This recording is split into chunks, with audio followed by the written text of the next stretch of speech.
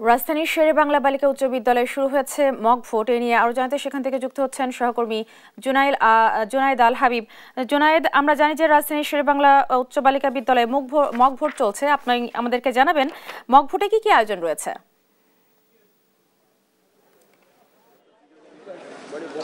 ধন্যবাদ রিপা। আসলে এই মুহূর্তে আমি অবস্থান করছি শেরেবাংলা নগর সরকারি বালিকা উচ্চ বিদ্যালয়ের ঠিক বাইরে, এবং আপনি জানেন যে এখানে সকাল 8টায় মূলত মক ভোট শুরু হয়েছে।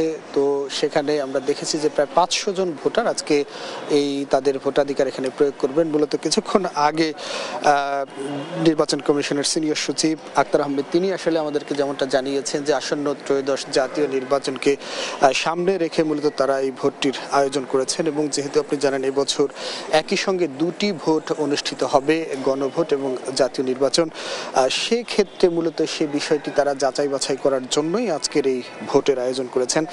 এবং এখানে আসলে যে আয়োজন সম্পর্কে আপনি জানতে চেয়েছেন, জাতীয় নির্বাচনে যে ধরনের প্রস্তুতি থাকে প্রত্যেকটি প্রস্তুতি কিন্তু এখানে আজকে নেওয়া হয়েছে। এই মুহূর্তে আমি অবস্থান করছি বাইরে। আপনি দেখছেন যে এখানে আইন শৃঙ্খলা রক্ষাকারী বাহিনীর সদস্যরা কড়া পাহারায় কিন্তু তারা রয়েছেন। পুলিশের পাশাপাশি আমরা দেখছি যে বিজিবি সদস্যরা, র্যাবের সদস্যরা রয়েছেন, পাশাপাশি সেনাবাহিনীর সদস্যরাও কিন্তু এখানে নিয়োজিত রয়েছেন। তো ইসি সচিব যেমনটা জানিয়েছেন যে যেহেতু আগামী নির্বাচনে তারা ইতোমধ্যে ভোট কেন্দ্রের সংখ্যা এবং বুথের সংখ্যা নির্ধারণ করেছেন, তো বাড়তি দায়িত্ব হিসাবে গণভোটটি যেহেতু তাদের করতে হবে একই সঙ্গে, সেক্ষেত্রে আসলে কতটুকু সময় লাগতে পারে একজন ভোটারকে ভোট দেওয়ার ক্ষেত্রে সে সময়টি তারা নির্ধারণ করতে চাচ্ছেন। এবং ভোট কেন্দ্র কিংবা ভোট কক্ষ, গোপন কক্ষ, এগুলো আসলে কতটুকু বাড়তি প্রয়োজন হবে সে বিষয়গুলো কিন্তু তারা অ্যাসেসমেন্ট করার জন্যই আজকের এই ভোটের আয়োজনটি করেছেন।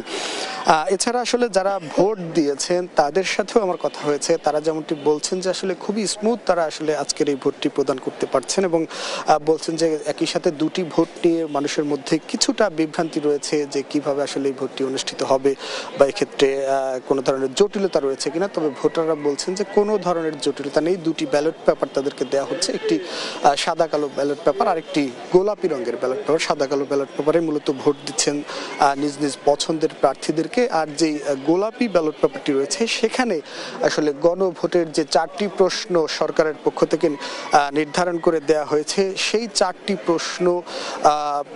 প্রশ্নের নিচে আসলে হা এবং না এই বড় করে এই দুটি শব্দ লেখা আছে। সেখানে আসলে যারা ভোট দিবেন তারা একটি টিক চিহ্ন প্রদান করবেন, তারা হায়ের পক্ষে কিংবা নায়ের পক্ষে। তো সব মিলিয়ে ভোটাররা বলছেন সর্বোচ্চ আসলে 1 মিনিট সময় লাগছে তাদের এই ভোটটি প্রদান করতে। তাই ভোটটি চলবে দুপুর 12টা পর্যন্ত। আমরা আছি এখানে, হয়তো সবশেষ পরিস্থিতি আপনাদেরকে আরো বিস্তারিত জানিয়ে দিতে পারবো।